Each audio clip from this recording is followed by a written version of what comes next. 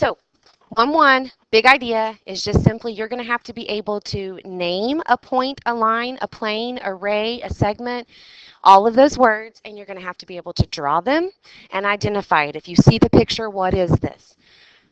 There's going to be some postulates we're going to learn in this first section as well that we'll get to here at the end.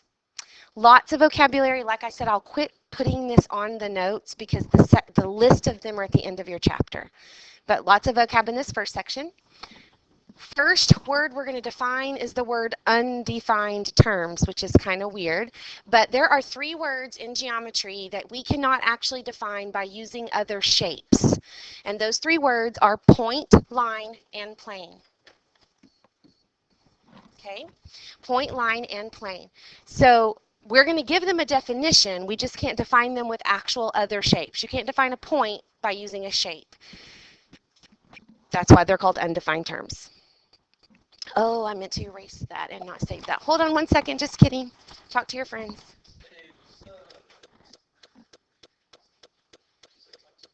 Yes. 1 second. I did. Thank you. I often forget, so that's why I was like, hey, remind me. It's that and then forgetting to even record at all. Come on. Really slow.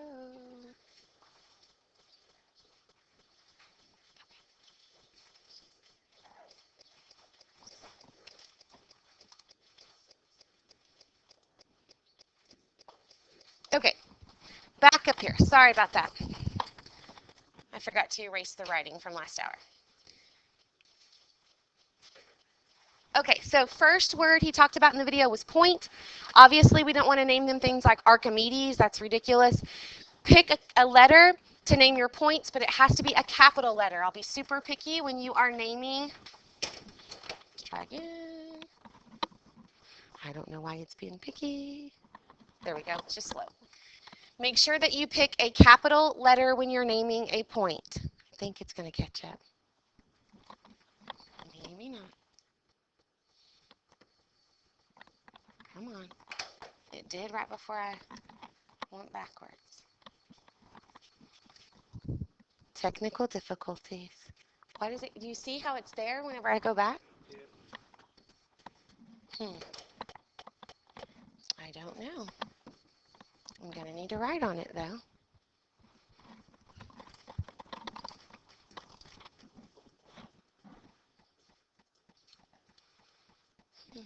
It's amazing how it can work perfectly one period and not the next. Okay, let's try again. I don't have any idea. I'm gonna... So strange, I know. I don't know. Let me restart it one more time. Talk to your buddies.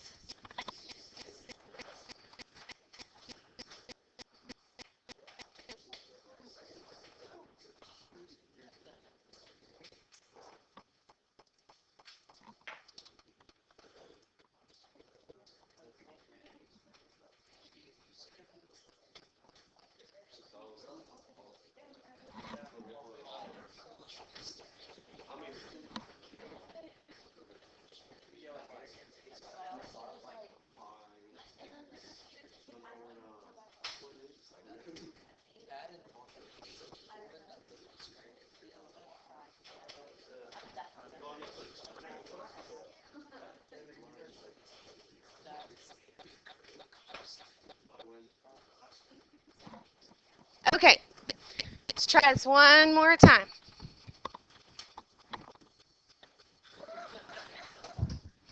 Why is it not communicating? Well, it shouldn't matter. Thank you. I don't know. I'll write on the whiteboard for now. I'll figure it out later. But make sure that you're using a capital letter. No lowercase letters when you're naming points, okay? A point in the video, he talked about how things have dimensions. How many dimensions does a point have? Actually, it has no dimension. What has one dimension? A line, okay? So a point has no dimension. So this first one here, the point, has no dimension, but a line has one dimension. Did you catch in the video he said a line has one dimension because it can go in one direction forever, right? Left or right, up or down, but it's only going in one direction. The plane then has how many dimensions? 2 dimensions. How many points do we need to name a plane?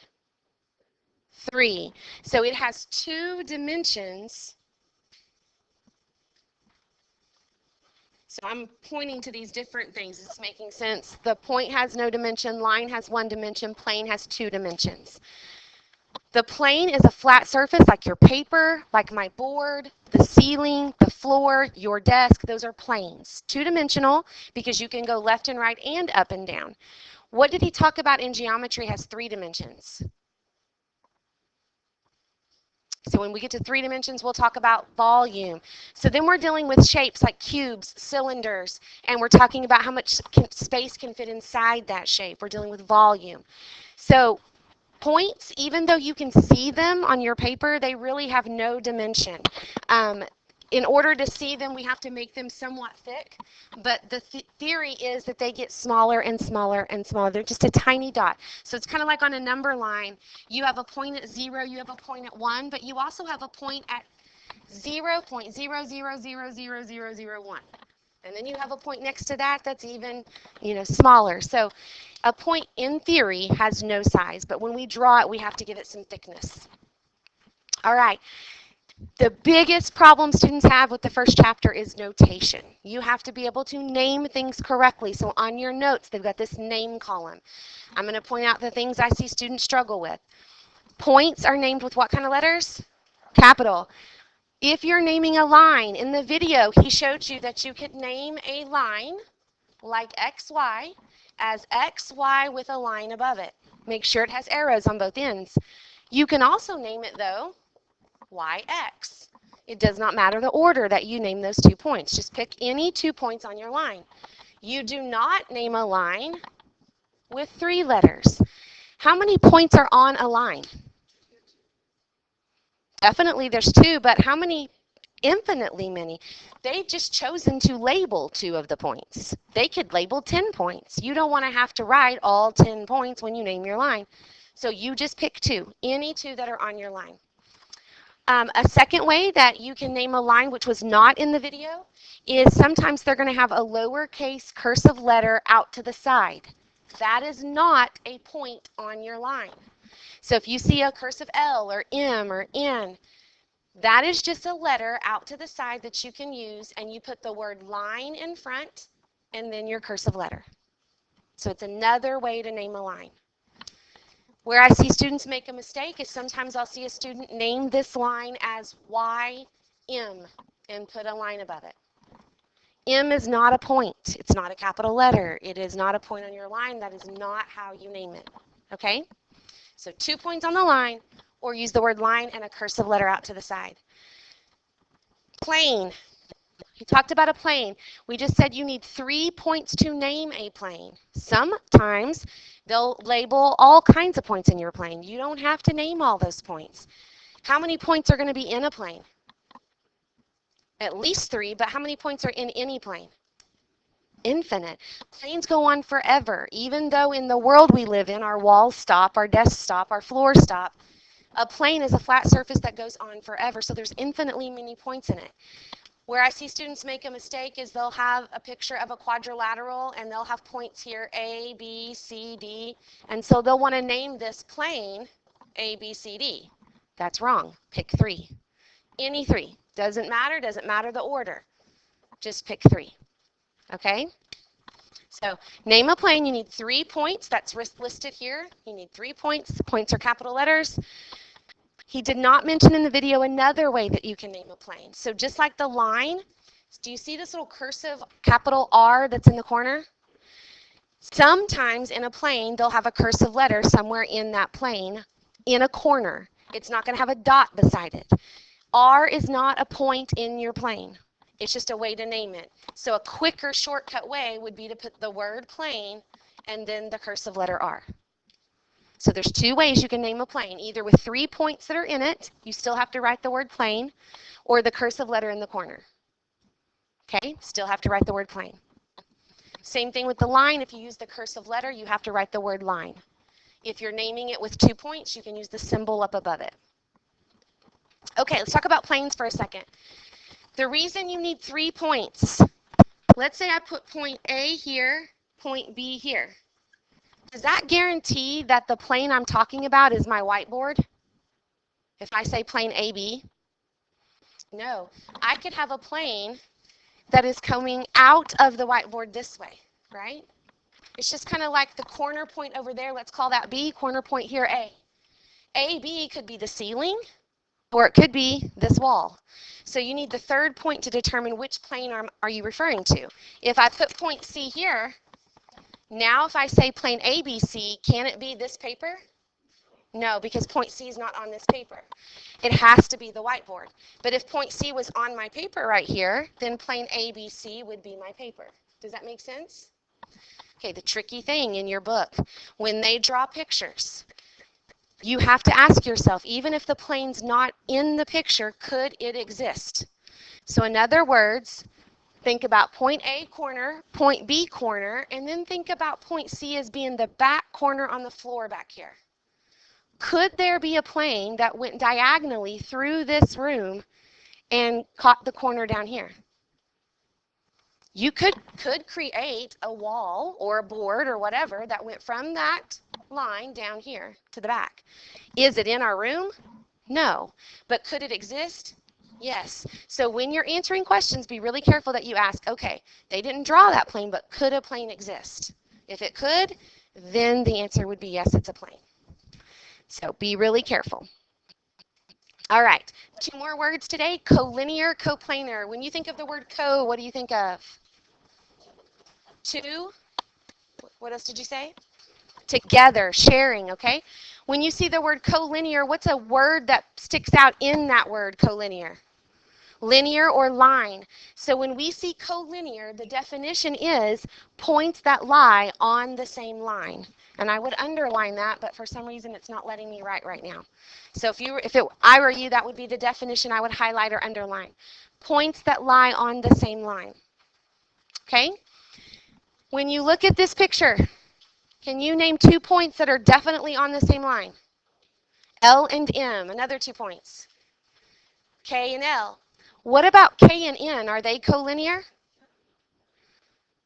Okay, K and N do not have a line drawn through them, but would they be on the same line? Could they be on the same line? Yes, and that's why I was saying it's kind of tricky. Be really careful. K and N are collinear because you can draw a line that would contain them both. So what would that mean about any 2 points? Let's say A and C. Are they collinear? Is there a line that could go through A and C? Yes. So what would that mean about any 2 points? They're always collinear. There may not be a line drawn through them, but they are collinear because there is a line that would contain them both. What matters is when that third point comes into play. So name 3 points that are collinear up there. K, L, and M. What about K, L, and N? There's no way to draw a line through K, L, and N that would contain them all. So they are not collinear. Okay? Every 2 will be collinear. The third one, it depends on where that third point is at. Same idea with coplanar. When you see the word coplanar, you've got together, co, and the word plane. So that would be points that are on the same plane. Again, if I could highlight, points that lie on the same plane would be your definition. If they're coplanar, that means they lie on the same flat surface. Okay, so anytime you're asking yourself, are these coplanar, ask yourself, are they on the same flat surface? Look at the 4 points on the board here. Are they on the same plane? Yes, they are coplanar. They're on the whiteboard. Okay, what about A, B, and C here? Are they coplanar? They're on the whiteboard. What if I put a point D out here in space? Would those 4 points be coplanar? No. What if C was now out here? Would A, B, and C be coplanar? Yes, because there is a plane that could contain them.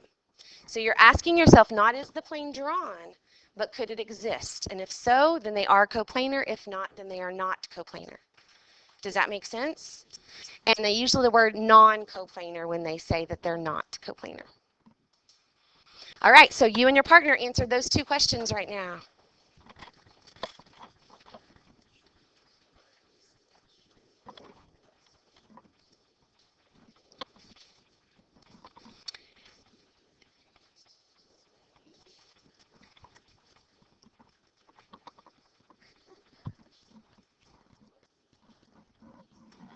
E is the intersection of all of those lines at the top.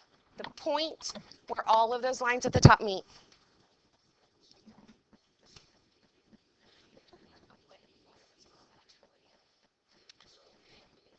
You're naming points, so you don't put the word plane.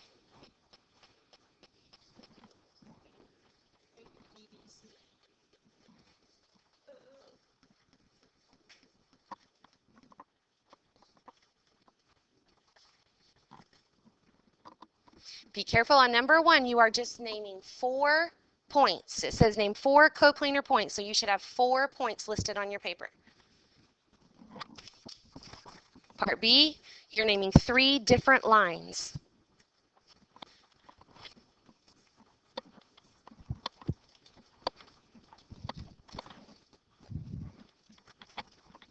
Okay, I think I'm still seeing some confusion, so let's talk about it. Number 1, part A here.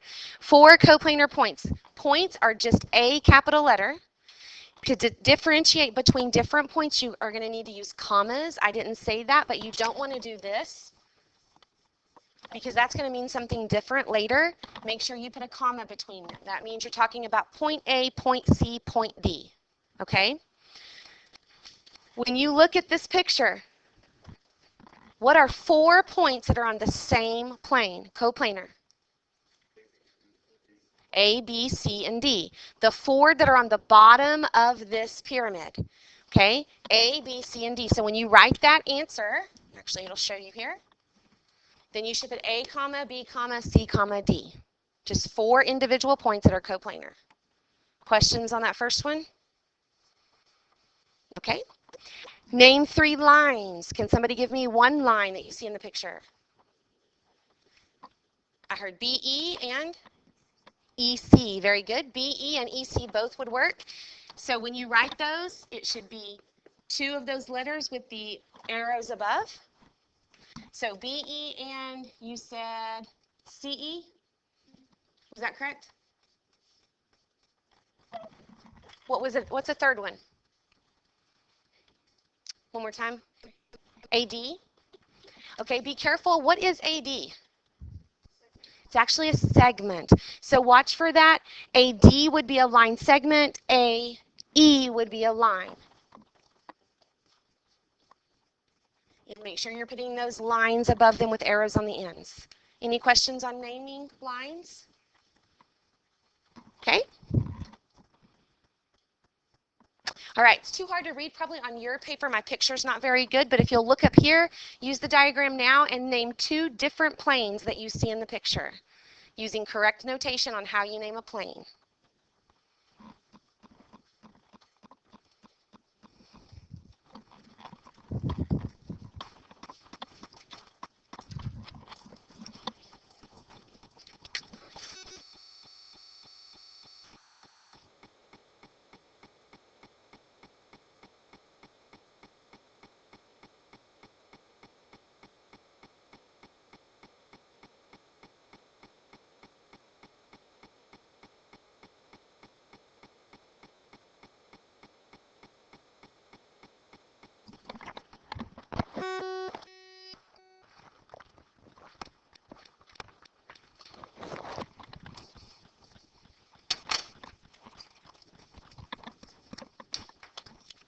All right, let's see how you're doing. Can somebody name one plane you see in the picture?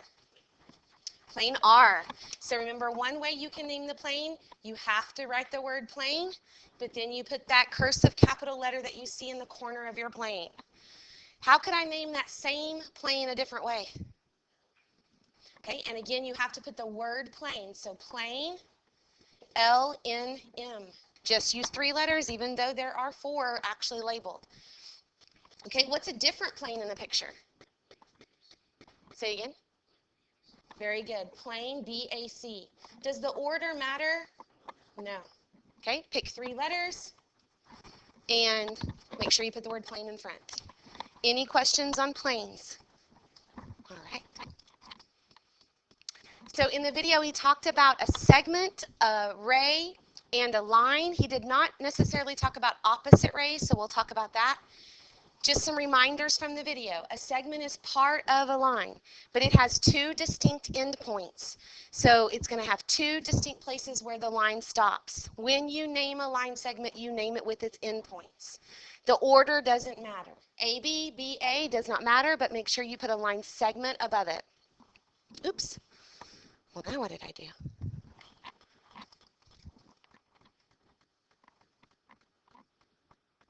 I don't know why it doesn't want to come up. I'm telling you. I don't know. Oh, it's coming up over here. Let's try this.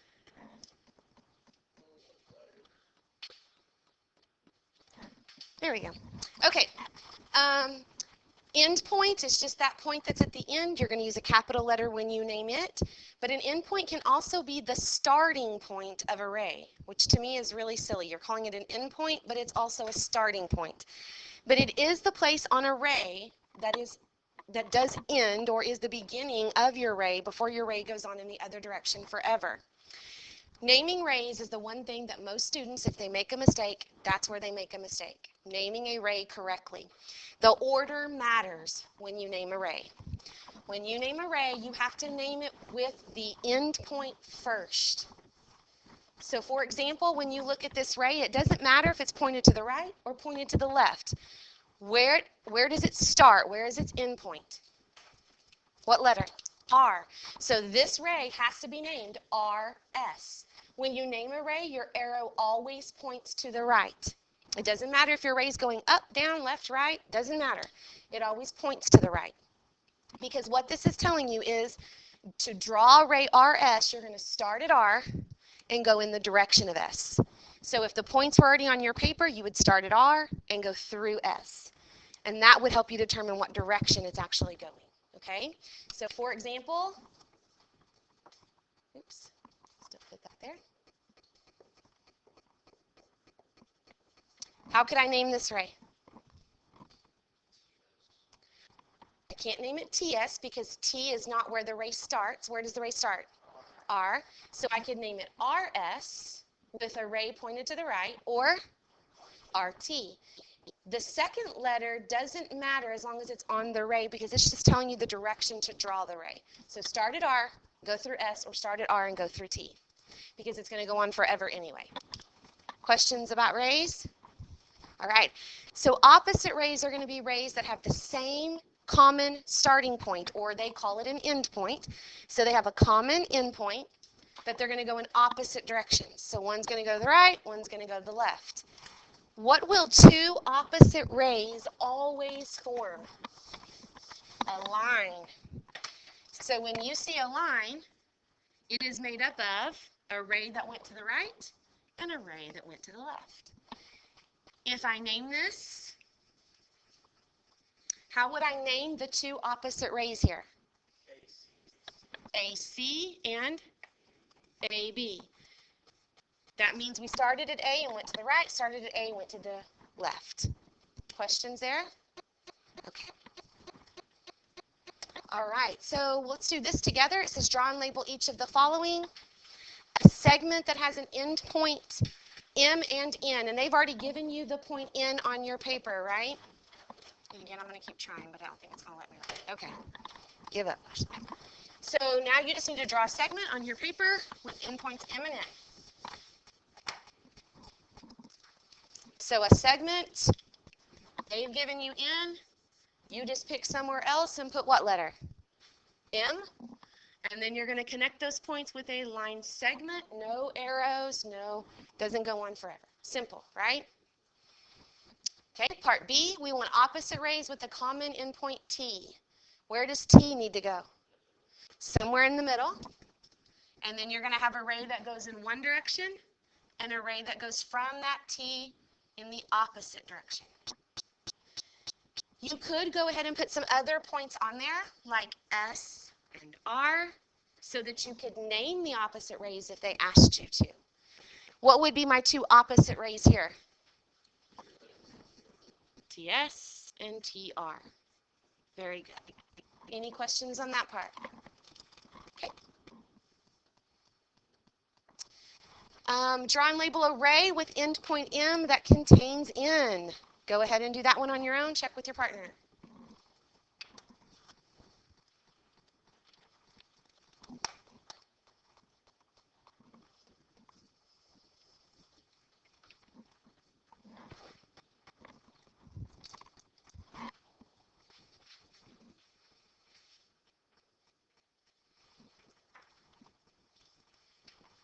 Okay, this time what letter is on your notes already? N, right?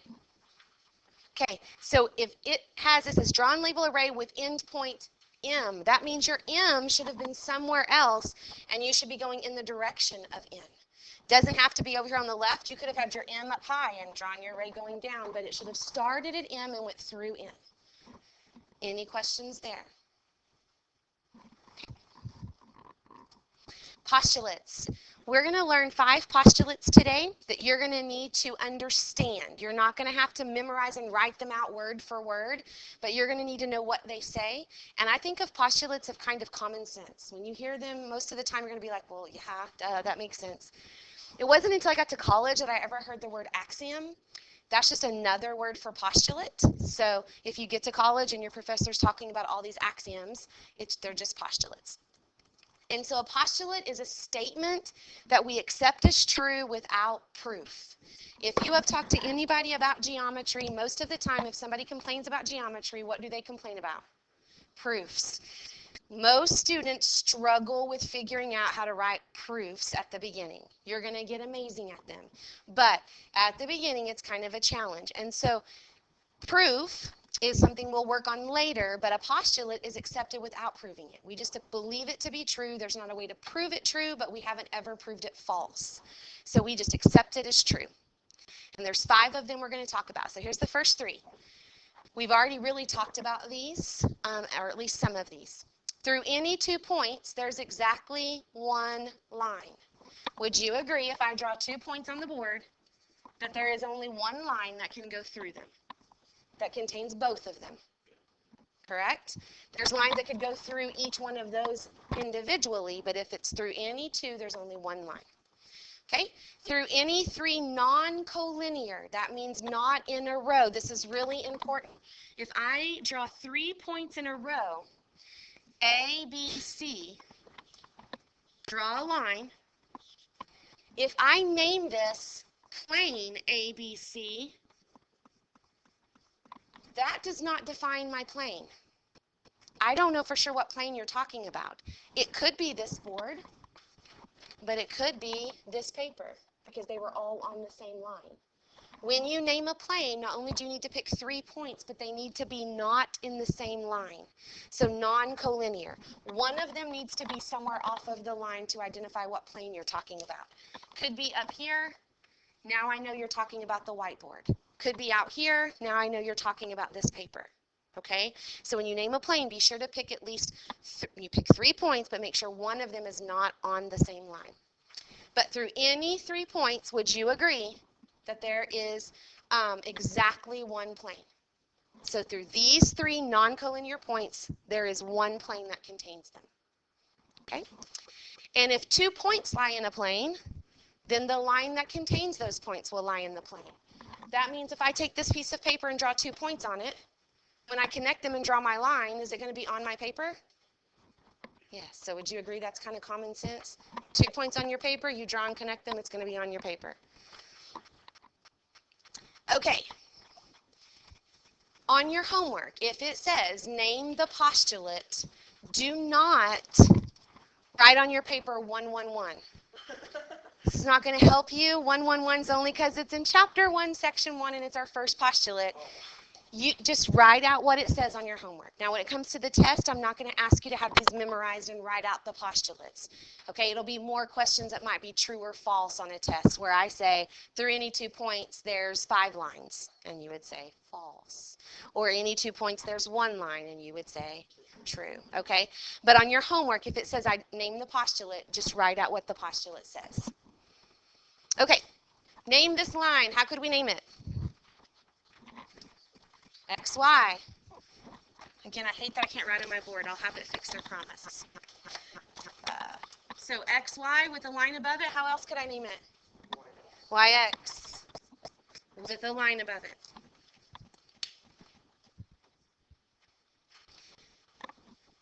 All right, name a plane that contains 3 non-collinear points.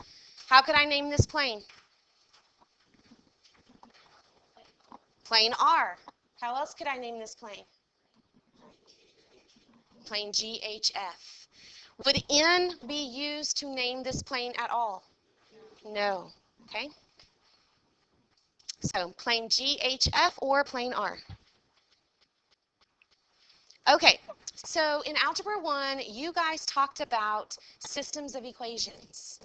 You talked about things that looked like this.